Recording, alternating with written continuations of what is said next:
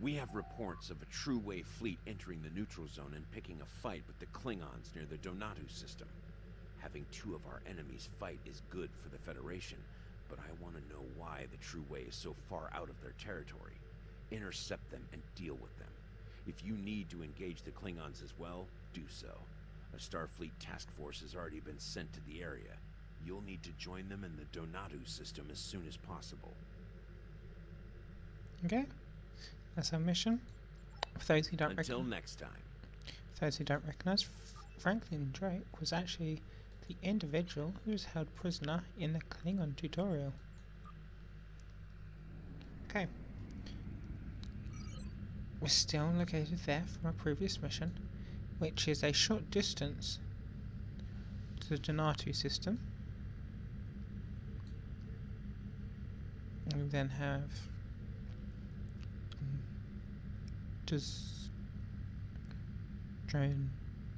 Drozana Station, Benalda system. So appears the fact that we have very similar points. I believe that is a neutral station, because it's in Klingon territory. On the front lines of the Klingon Federation war, brave captains from both sides battle to defend their homes and gain advantages for their faction. Each death has meaning. Every victory can turn the tide. These are the conflicts that will determine the fate of the quadrant. Thank you, Admiral Spock.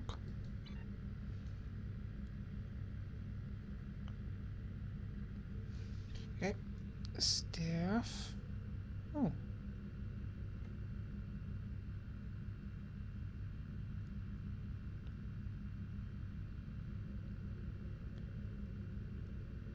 Okay, here we are.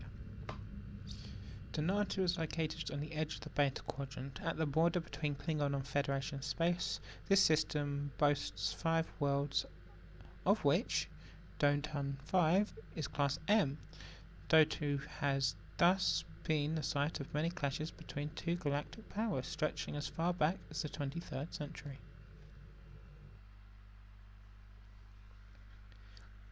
By saying as far back as the 23rd century, I suppose then the USS Enterprise has been there at one point or another. But let's begin. Captain, I'm picking up multiple hostile contacts, both Klingon and True Way. I can understand the Klingon being here. They've been trying to claim this system for months. But why the True Way normally don't leave Klingon space? They have no reason to be here. They're refusing to respond to our hail, sir. We may have to board one of their ships to get some answers.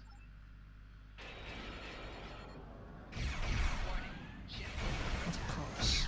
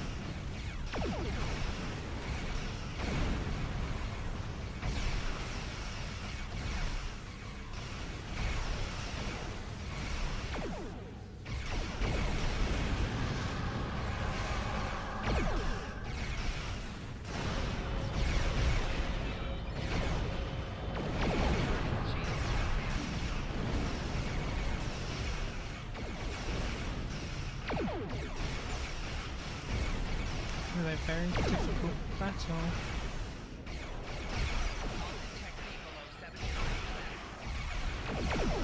I don't believe we've been in a battle this intense. This is our first vision. This is our very first mission. When we encountered all those Borg.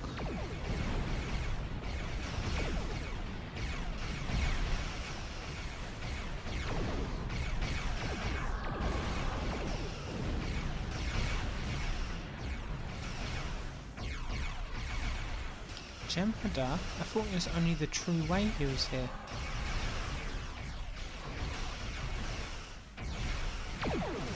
Unless my... And as far as my memory serves me, the true way were Kardashians. Not Jem'Hadar.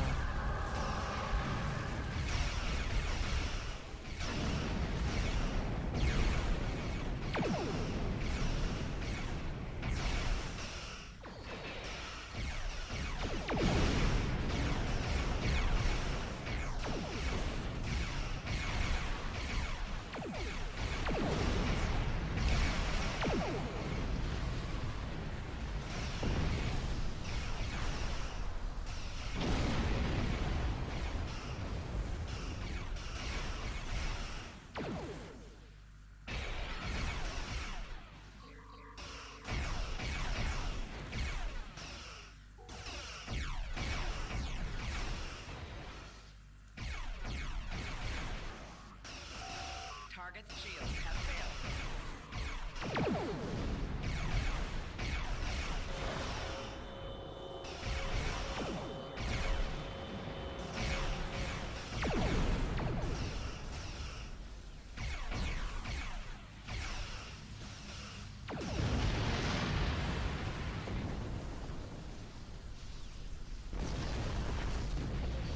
Okay, we need to disable the accent. That should be fairly simple. Hulls returned to 74%.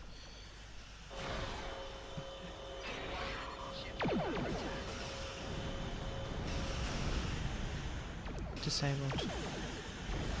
Quick, easy. That's good. They are Cardassians.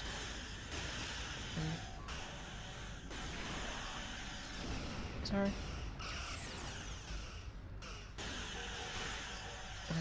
Let's focus on proper opponent. Or shall we?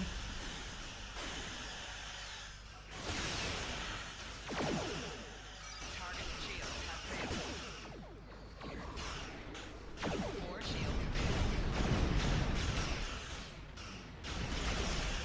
Apologise for the lag I'm experiencing. So being a lag here. The Galore vessel, on the other hand, is now destroyed.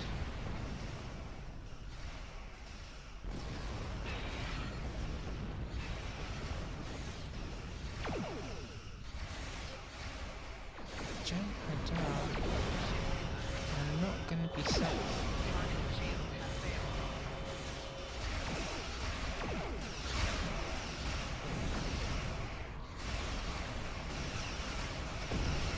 Interesting.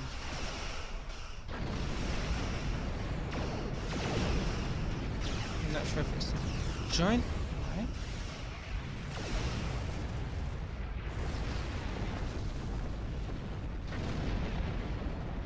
Federation. I'm not sure if it's a joint right of Federation of vessels. Or it is the USS Peacock, but Jem'Hadar in particular don't seem to be much of a threat.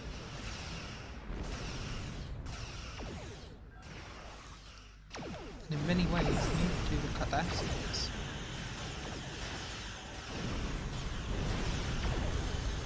For a Galore-class vessel, that was rather easy to destroy. But let's board the Exxon. Let's see. Cardassian flagship, the Axon, has been disabled, sir. Her warp core is stable for now. Recommend we get a closer look. Okay. Let's beam aboard.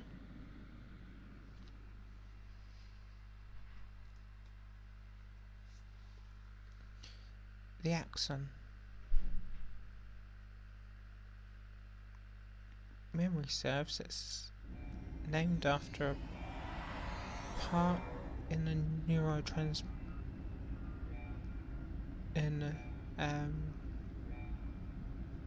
Forget it. Captain, Kardashian security teams are already starting to move to our position. We should expect heavy resistance.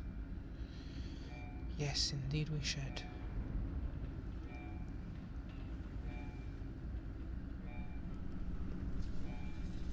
My memory serves, they work on They work on phasers or disruptors, I can't tell.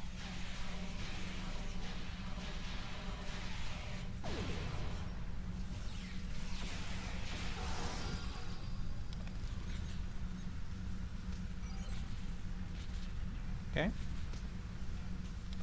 So, let's head this way.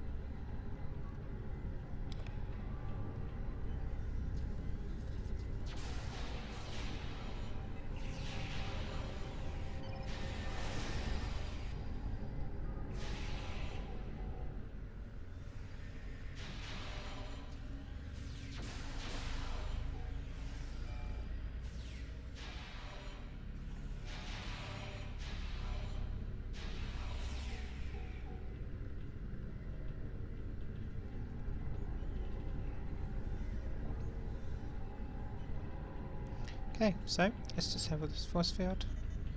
Cardassians don't seem to be putting up much of a fight. Well, that we can handle. I should take care of all the security measures between us and the bridge. I don't expect the Cardassians to give up that easily though. They will probably send more security teams to intercept us. Indeed they will.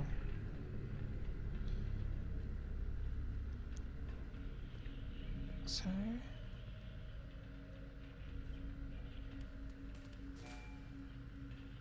let's just... what's the... Enemy target on set. Crystal shield losing power.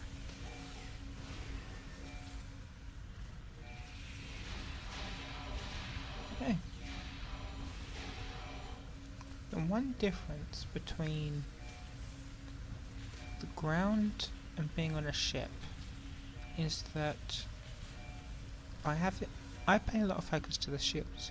If the shields are still at full strength, then we should be safe. What the hell is that? What the?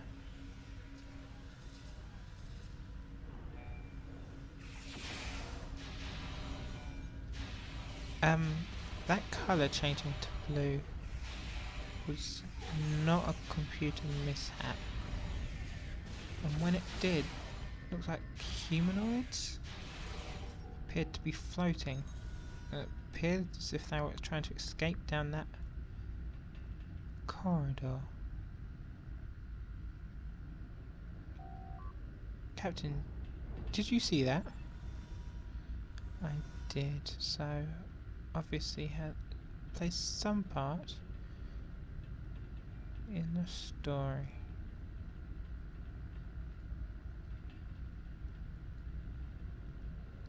Where are we supposed to go? Over there. Okay. Let's investigate this dead Cardassian. Captain, what were those things? Sir, this Cardassian doesn't have any wounds on him, but my readings show that he was dead before we entered this room. I recommend that we find a medkit and perform an examination on the corpse.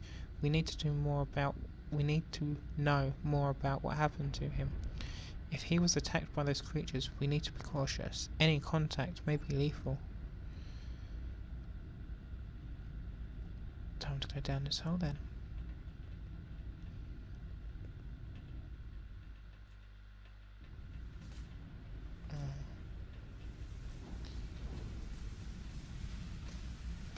see. What the flip? There it was again. Is there something wrong with the environmentals on this ship? Possible, but I don't think that would be the problem. Okay, let's investigate this Cardassian. So, this Cardassian looks to have died from the same cause as the Cardassian we examined in the mess hall. We need to find a medkit. Okay. All the medical equipment in this list has been sterilized and is ready to use. The medkit has a variant of standard medical tools to use. However, before using the medical kit to examine the remnants of the Cardassian in the mess hall, it would be beneficial to study the medical records of the corpses in stasis in this sickbay. This is sickbay. The background data on these patients will prepare you for any examination of the remains. Okay. This is mess bay? Not mess bay. Sick bay. Yes, I won't want to mix the mess hall and a sick bay. Okay. That's right. Patient admitted with plasma burns caused by explosion. This wound was treated by a photon laser.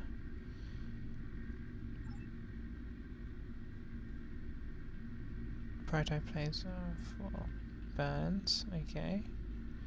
Can't read. Okay, we can read this one. Let's read this one. Fractured tibia suffered while on the holodeck.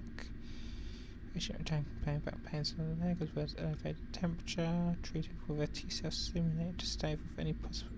Okay, so T-cells.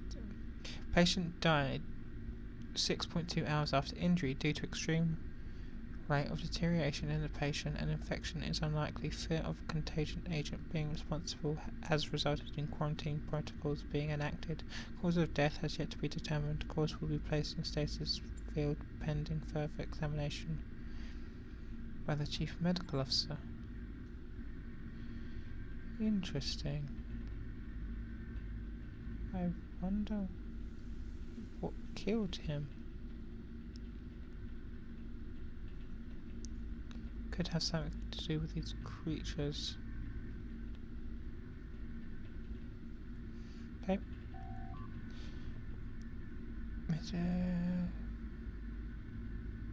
Complaining about scream nausea.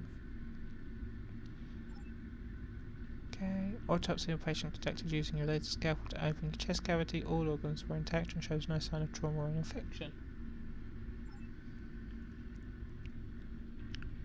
Right. 2 more to go. Patient admitted complaining about pains in the ventral, concentrate during duty, surgical phase scheduled, several hours and neither the medication or rest to help. Sick bay during patient fell unconscious and unable to be revised. Autopsy conducted using a neuralate probe was obtained sample of brain tissue. Okay. Final one. Patient admitted with severe lacerations while working in engineering. The wound was closed using an auto suture, and the patient was released with instructions to refrain from active duty and to return for examination in 20 hours. Patient was returned as instructing, complaining about headache, elevated body temperature, and nausea. White count cells was elevated, which means it was fighting off some sort of issue. That's white cells. Okay. Nausea, headache, and elevated body temperature seems to be normal with those who are affected.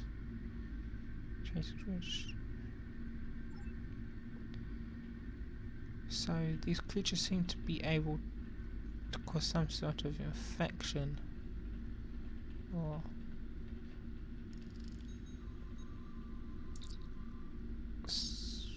yes, okay, use it. Okay. Let's use okay. Laser scalpel. Laser scalpel was finely tuned. Laser scalpel is a finely tuned laser emitter used to make incisions during medical procedures. This can be tuned for different wavelengths to achieve different cutting lengths and depths. Okay. Let's use it. Captain, I don't think that will help us determine the cause of death. Kardashian in the missile, cutting into bodies without any way of examining the exposed. I am a science officer. I do know what I am doing. But if you're not going to let me do that, let's use that. Device stabilizing biological enzymes to cleave sample. Yes, let's use that then. Captain, that tool will give us a better insight into the cause of death of the Kardashian missile. If we can use a privately obtained sample of one of the Kardashian brain tissues, we may be able to determine the cause of death.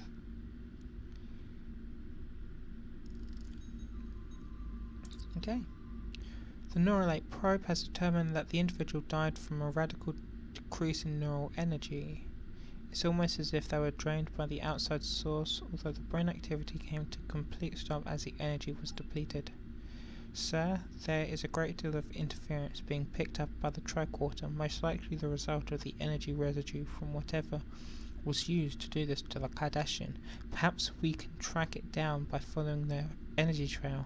There's a science lab across the hall from the med bay. It should be able to access the ship's internal sensors. Sorry if I'm reading too fast, or if my speech while reading is hard to hear. It's unfortunately just how I tend to read out loud.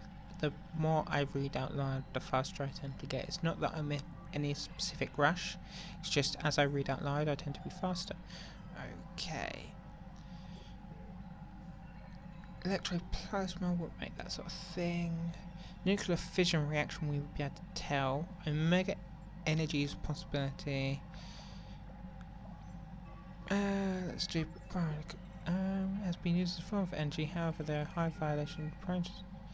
Subspace change reaction, yes, I know, that's a whole reason, I remember.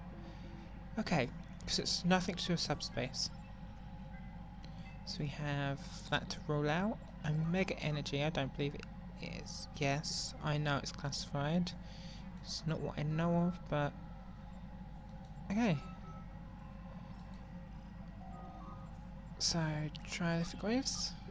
Trialytic waves reach a selective molecular polarization in which a substance is modified at a fundamental level to convert matter to energy. Trialytic energy is not used by any known species because they are known to cause deterioration of living tissue. Deterioration of living tissue is what we got, so let's scan for it. I'm picking up a large concentration of trialytic waves centered around the ship's bridge, Captain. Trialytic waves are harmful to humanoids. We will not be able to be in the area for long, and the Kardashians will be subject to the deleterious effects as well. They would not knowingly use trialytic energy. I suggest we take a closer look. Whatever is causing the trialytic waves probably is responsible for the deaths of the Kardashian in the missile. Okay. So these. Wait, I just saw Captain is heading for the bridge. I know, and I saw it for just a fraction of a second. But the blue must be a heavy level of trialytic waves that. Yeah, as I thought. In the presence of high trialytic waves surrounding the blue. There they are. Okay. Visitor.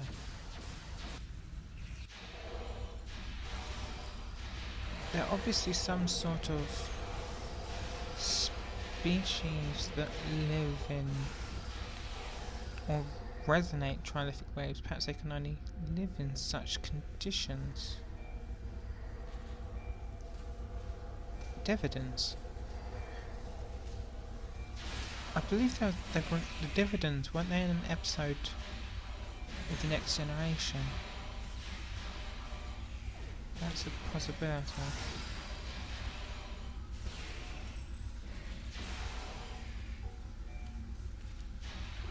Phantasm. How fun! It looks like it's got like a snake wand. This is bad, this is bad, this is bad. That's worse. First I was going to say the fact that whatever the hell the dividends used to fight us with, it's going straight for our shields. Might have something to do with anything, but the fact that it's hitting our health directly means having strong shields will mean nothing. The dividend in large numbers could be very catastrophic. Okay. Okay. We got armor. Let's assess these files then, shall we? There's no mistake now, Captain. Those were dividend.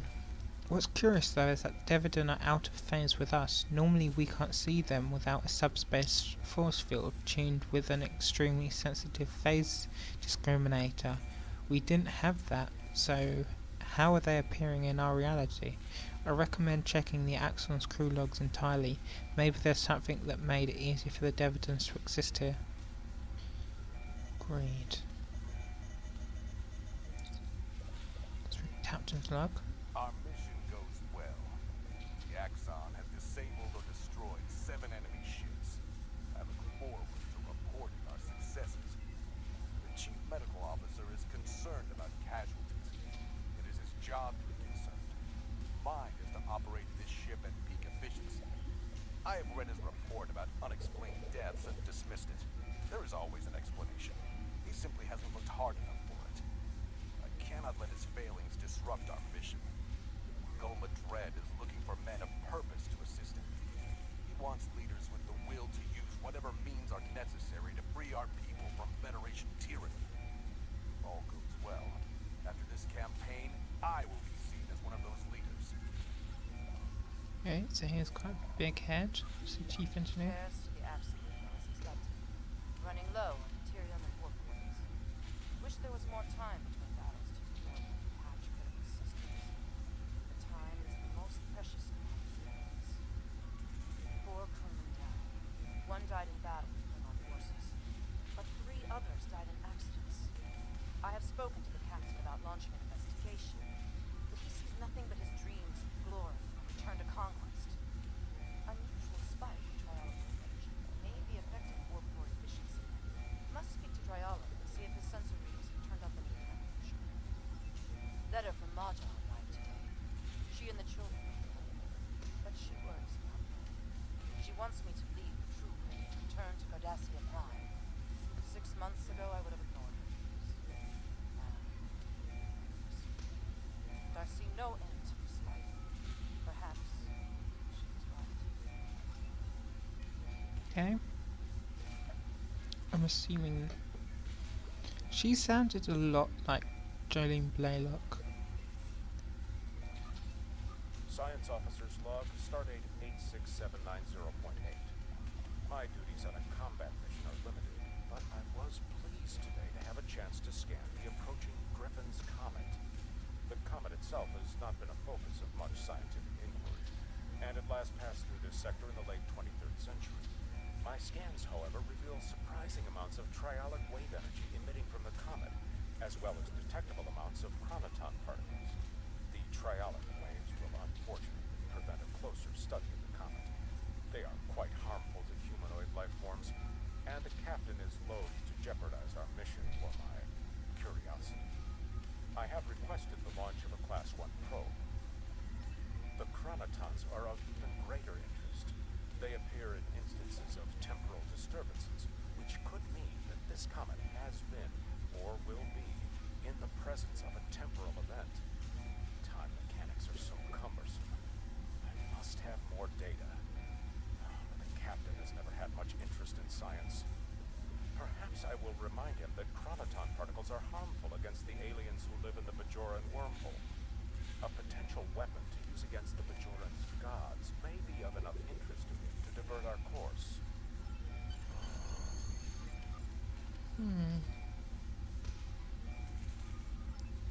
How interesting. Captain, we should return to the Peacock. I am sure Starfleet Command will want to know that there are dividends in the neutral zone. These battlegrounds are now their feeding grounds. Let us go.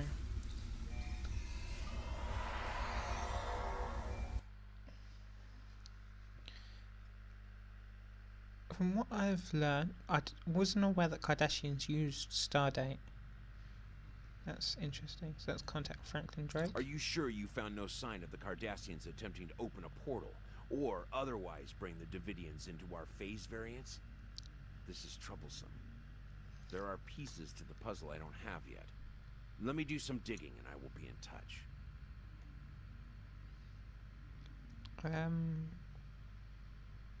I want to get this phase shifting personal shield. Until next Congratulations, Lieutenant Commander. Yes, until next time. So, see you guys later. Bye.